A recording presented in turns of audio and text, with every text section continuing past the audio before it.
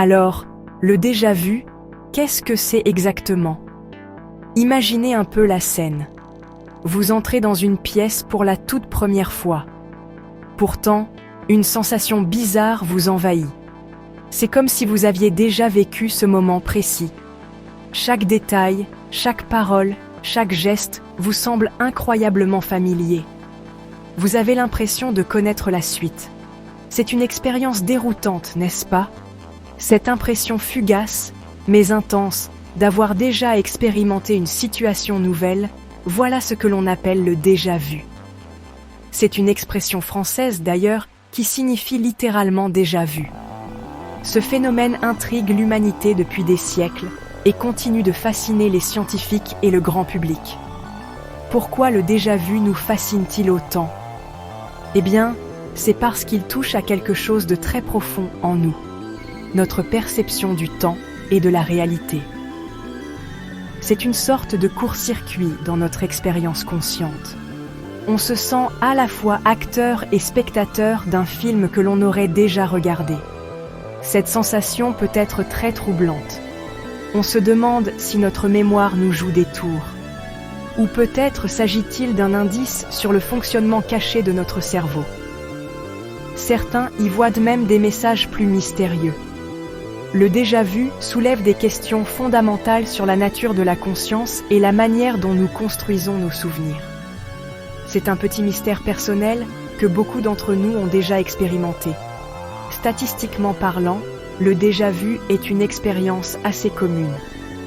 On estime que près de 2/3 des personnes en bonne santé vivront au moins un épisode de déjà-vu au cours de leur vie. C'est énorme. Les jeunes adultes et les adolescents semblent être les plus touchés. La fréquence tendrait à diminuer avec l'âge. Ce n'est donc pas une anomalie rare ou un signe de maladie mentale dans la plupart des cas. C'est plutôt une facette intrigante du fonctionnement normal de notre cerveau. Pensez-y. Des millions de personnes partagent cette même sensation étrange. Cela rend le phénomène encore plus intéressant à étudier, car il nous concerne presque tous, d'une manière ou d'une autre. Cette universalité du déjà-vu en fait un sujet d'étude passionnant pour les neuroscientifiques et les psychologues. Ils cherchent à comprendre les mécanismes cérébraux qui sont à l'origine de cette illusion de familiarité. Est-ce un simple bug de notre système de mémoire? Ou bien un processus plus complexe est-il à l'œuvre? Explorer le déjà-vu, c'est un peu comme partir à l'aventure dans les méandres de notre esprit. On découvre des rouages insoupçonnés de notre machinerie interne. C'est une quête pour mieux comprendre comment nous percevons le monde et comment nous nous souvenons de nos expériences. Accrochez-vous, car nous allons plonger au cœur de ce phénomène étonnant. Alors, que se passe-t-il concrètement dans notre cerveau quand on a un déjà-vu? C'est une question que les scientifiques se posent depuis longtemps. Ils utilisent des techniques d'imagerie cérébrale, comme l'IRM fonctionnelle, pour observer l'activité du cerveau en direct. Pendant un épisode de déjà-vu, plusieurs régions cérébrales semblent s'activer de manière particulière. L'hippocampe, une structure clé pour la formation des souvenirs, est souvent impliqué. Vous savez, c'est un peu le bibliothécaire de notre cerveau. Il range et classe nos souvenirs. Il semble y avoir un petit cafouillage au niveau de ce classement lors d'un déjà-vu. C'est comme si un nouveau livre était rangé par erreur dans la section déjà lu. Plusieurs hypothèses neurologiques tentent d'expliquer ce phénomène. Une idée populaire est celle d'un décalage momentané dans le traitement de l'information. Imaginez que l'information arrive à notre conscience par 2 chemins différents. Normalement, ces chemins sont synchronisés, mais parfois, l'un des chemins pourrait être légèrement plus rapide que l'autre. L'information traitée par le chemin le plus rapide donnerait une impression de familiarité lorsque la même information arrive, quelques millisecondes plus tard, par le second chemin. C'est comme entendre un écho très rapide de ses propres pensées. Le cortex temporal, notamment le lobe temporal médian, qui travaille en étroite collaboration avec l'hippocampe, jouerait aussi un rôle crucial dans ces processus. L'hippocampe, donc, est souvent au centre des attentions. Son rôle est de déterminer si une expérience est nouvelle ou si elle a déjà été rencontrée. En cas de déjà-vu, il pourrait y avoir une sorte de fausse alerte de familiarité. Le cortex rhinal, une zone adjacente à l'hippocampe, est aussi étudié. Il est spécifiquement impliqué dans la reconnaissance et le sentiment de familiarité. Un dysfonctionnement passager dans cette région pourrait envoyer un signal erroné de connu, alors que la situation est objectivement nouvelle. C'est un peu comme si le système d'alarme anti-nouveauté se déclenchait sans raison valable, créant cette sensation étrange et perturbante. D'autres recherches se concentrent sur la dissociation temporelle. Notre cerveau doit constamment distinguer le présent du passé. Normalement, c'est très clair, mais lors d'un déjà-vu, cette distinction pourrait devenir floue pendant un instant. Le présent serait perçu, à tort, comme une répétition du passé. C'est comme si le cerveau superposait deux images temporelles. Les chercheurs explorent aussi le rôle des neurotransmetteurs, ces messagers chimiques du cerveau. Un déséquilibre temporaire pourrait-il favoriser l'apparition du déjà-vu ? Vous voyez, le cerveau est une machine incroyablement complexe, et le déjà-vu nous montre qu'il y a encore beaucoup de mystères à élucider sur son fonctionnement quotidien. Les scientifiques ont proposé plusieurs théories pour expliquer le déjà-vu. L'une des plus courantes est celle du bug du cerveau. Imaginez votre cerveau comme un ordinateur très perfectionné. Parfois, même les meilleurs ordinateurs ont des petits bugs, des erreurs de traitement. Le déjà-vu pourrait être l'un de ces bugs. Plus précisément, il pourrait s'agir d'un léger dysfonctionnement dans les systèmes de mémoire. Le cerveau enregistre une nouvelle information, mais en même temps, il la catalogue par erreur comme un souvenir ancien. C'est comme si le fichier était sauvegardé directement dans le dossier archive au lieu du dossier nouveauté.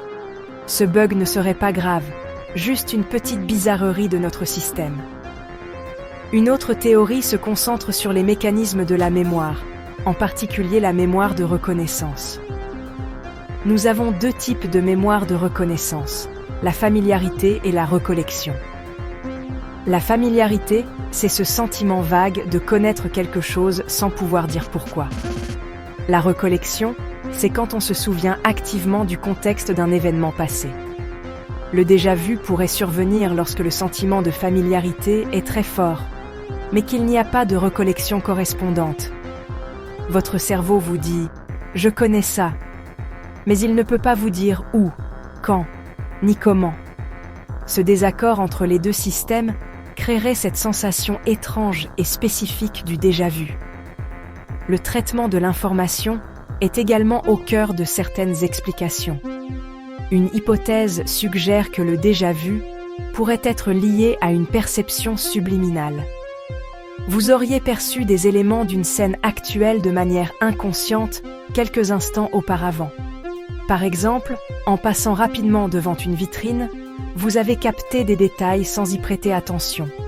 Plus tard, en entrant dans un lieu similaire, ces détails ressurgissent, mais votre cerveau les interprète comme un souvenir plus ancien, créant l'illusion du déjà-vu.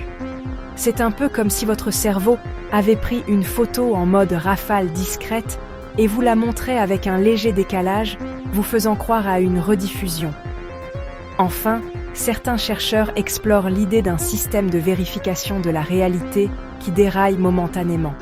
Notre cerveau vérifie constamment si nos perceptions correspondent à la réalité.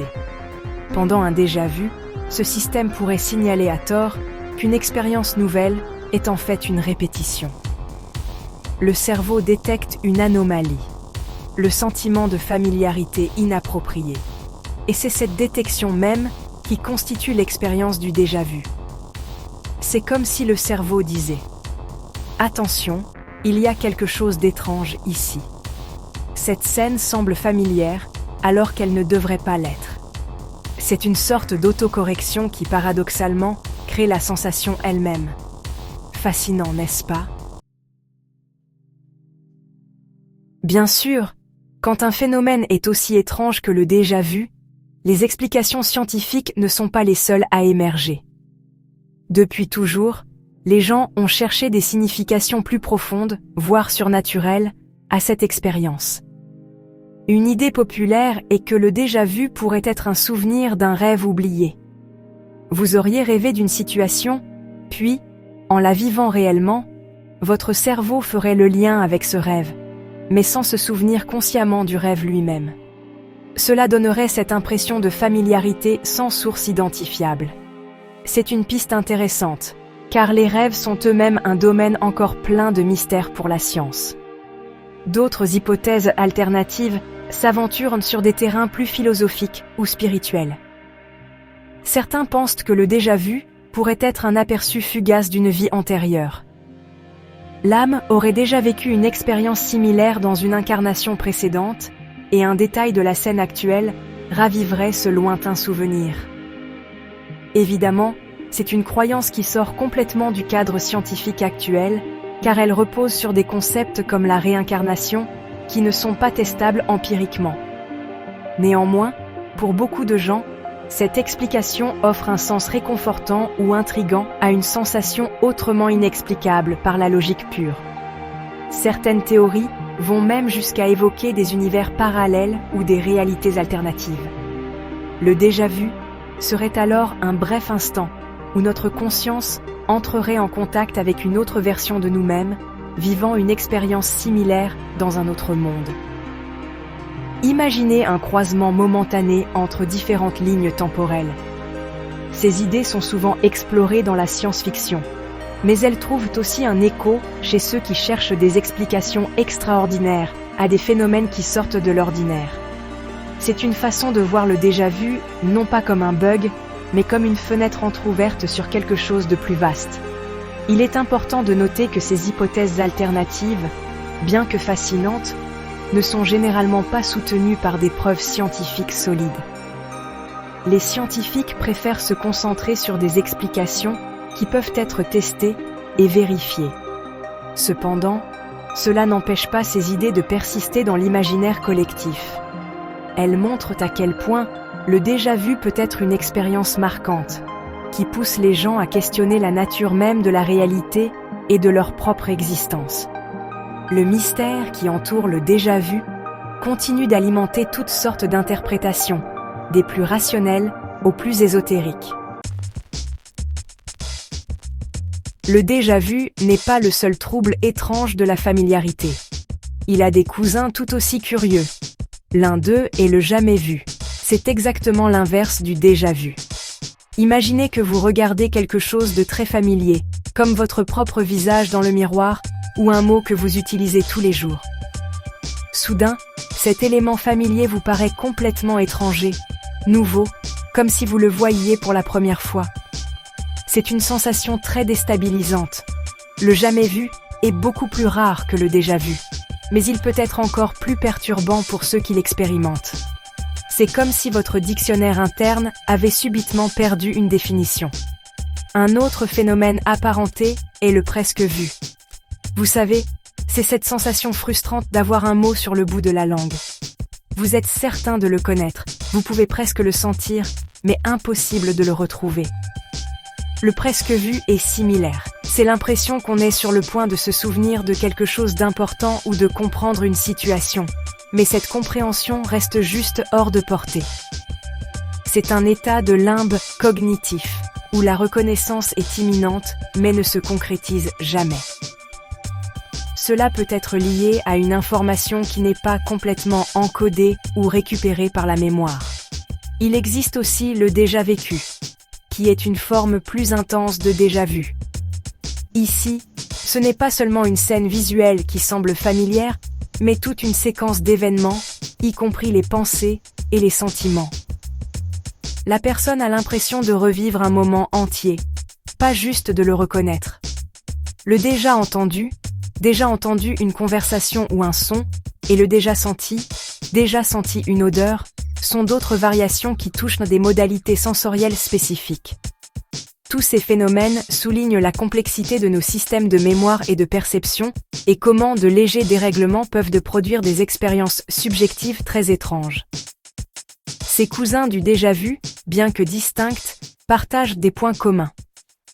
Ils impliquent tous une sorte de dysfonctionnement ou de particularité dans la manière dont notre cerveau traite la familiarité, la nouveauté et les souvenirs. Les étudier ensemble peut aider les scientifiques à mieux comprendre les mécanismes sous-jacents. Par exemple, si l'on comprend pourquoi un mot familier devient soudainement étranger, jamais vu, cela pourrait éclairer pourquoi une scène nouvelle devient soudainement familière, déjà vue.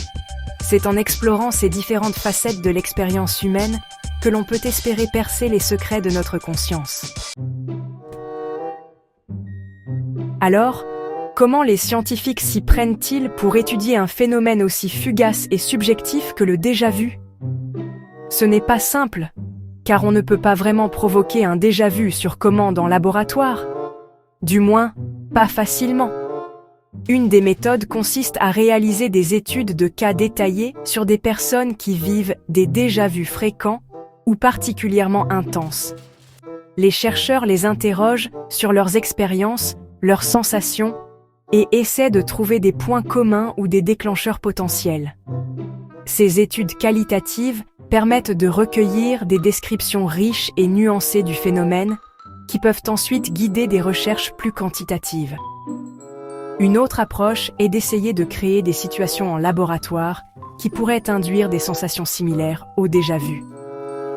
Par exemple, on peut utiliser la réalité virtuelle pour présenter aux participants des environnements nouveaux, mais contenant des éléments subtilement familiers, tirés de scènes vues là précédemment mais oubliées. On peut aussi manipuler la manière dont les informations sont présentées, par exemple en montrant des images très rapidement, au seuil de la perception consciente. L'idée est de recréer artificiellement les conditions qui pourraient tromper le cerveau et déclencher ce sentiment de familiarité erroné, tout en mesurant l'activité cérébrale.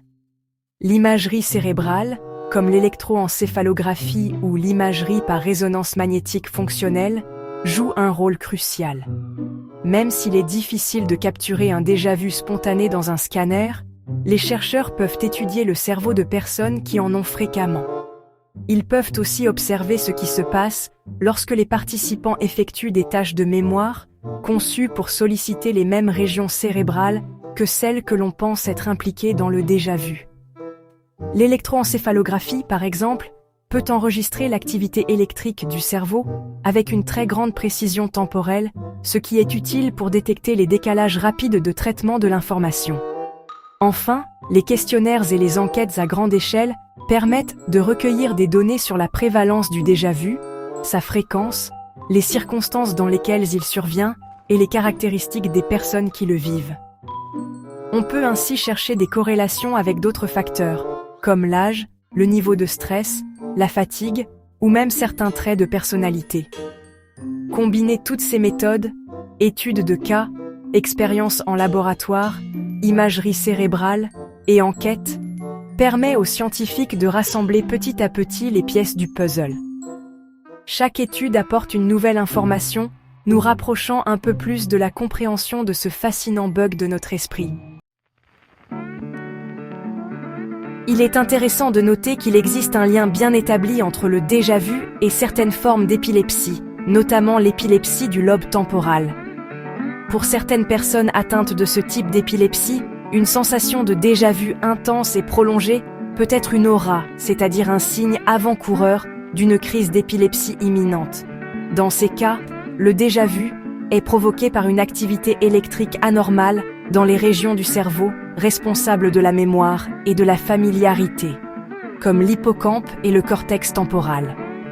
Étudier ces patients a d'ailleurs beaucoup aidé les scientifiques à comprendre quelles zones du cerveau sont impliquées dans le déjà-vu normal.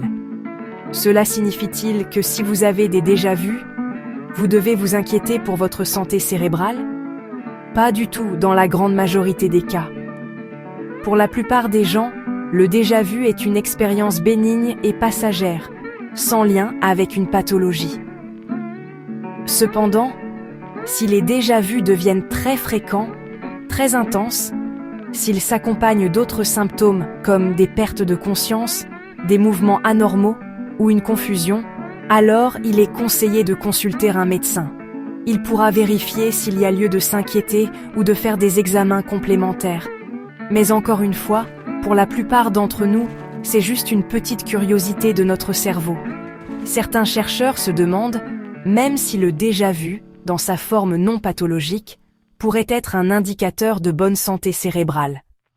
Comment ça? Eh bien, cela pourrait signifier que votre cerveau est très doué pour détecter les incohérences ou les erreurs dans le traitement de l'information. Le sentiment de déjà-vu serait alors le signal que votre système de vérification de la réalité fonctionne bien, qu'il a repéré quelque chose d'inhabituel, cette familiarité déplacée, et qu'il vous en alerte. C'est une hypothèse intrigante. Un cerveau qui se questionne sur ses propres perceptions est peut-être un cerveau en pleine forme, capable d'une certaine auto-analyse. Et qu'en est-il d'un lien avec la créativité? Certaines études ont suggéré que les personnes qui rapportent plus de déjà-vu pourraient aussi avoir tendance à être plus imaginatives ou à avoir une pensée plus associative. Le déjà-vu implique de faire des liens inattendus entre le présent et des impressions de passé. Peut-être que les cerveaux qui font cela plus facilement sont aussi ceux qui sont doués pour faire des connexions originales entre des idées, ce qui est une composante de la créativité. Bien sûr, ce sont encore des pistes de recherche, mais il est intéressant de penser que ce petit bug pourrait être associé à des aspects positifs de notre fonctionnement cognitif. Le déjà-vu, avec son aura de mystère, a naturellement trouvé sa place dans la culture populaire. Au cinéma, par exemple, il est souvent utilisé pour créer une atmosphère étrange, pour suggérer des boucles temporelles, des vies antérieures ou des connexions surnaturelles. Pensez au film Matrix, où le déjà-vu est carrément un signe qu'il y a eu un changement dans la matrice, une sorte de bug dans le programme de la réalité simulée. C'est une manière très imagée de représenter ce que beaucoup ressentent, une faille dans le tissu normal de la réalité. Ces représentations, bien que fictionnelles, nourrissent notre fascination pour le phénomène. En littérature aussi, le déjà-vu est un motif récurrent.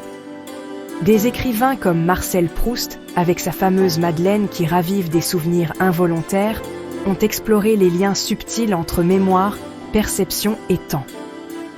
Même si ce n'est pas exactement le déjà-vu, cela touche à des thèmes similaires de familiarité soudaine et de résurgence du passé. Les romans et nouvelles qui mettent en scène des personnages vivants des déjà-vus les utilisent souvent pour introduire des éléments de destin, de prémonition ou pour questionner la fiabilité de la mémoire et de l'identité du personnage. Le déjà-vu devient alors un outil narratif puissant. Alors, que sait-on vraiment du déjà-vu aujourd'hui, en 2025? La science a fait de grands progrès. On comprend mieux les régions cérébrales impliquées, notamment l'hippocampe et le cortex temporal. On a des théories solides sur les mécanismes possibles, comme les erreurs de traitement de la mémoire, les décalages dans la transmission de l'information ou les fausses alertes de familiarité. On sait que c'est un phénomène courant, généralement bénin, et qu'il peut être lié à l'épilepsie dans certains cas spécifiques. Les méthodes d'étude se perfectionnent, même s'il reste difficile de capturer le déjà-vu en direct. Pourtant, de nombreuses questions restent en suspens. Quel est le déclencheur exact d'un déjà-vu chez une personne en bonne santé? Pourquoi certaines personnes en vivent-elles plus que d'autres? Le déjà-vu a-t-il une fonction adaptative ou est-ce juste un bruit dans le système? Les liens avec la créativité ou certains aspects de la personnalité méritent encore d'être explorés. Et bien sûr, les explications alternatives, même si elles ne sont pas scientifiques, continueront d'intriguer. Le déjà-vu reste donc un formidable terrain de jeu pour la recherche, un petit mystère quotidien qui nous rappelle que notre cerveau est loin d'avoir livré tous ses secrets. C'est une belle aventure scientifique qui continue.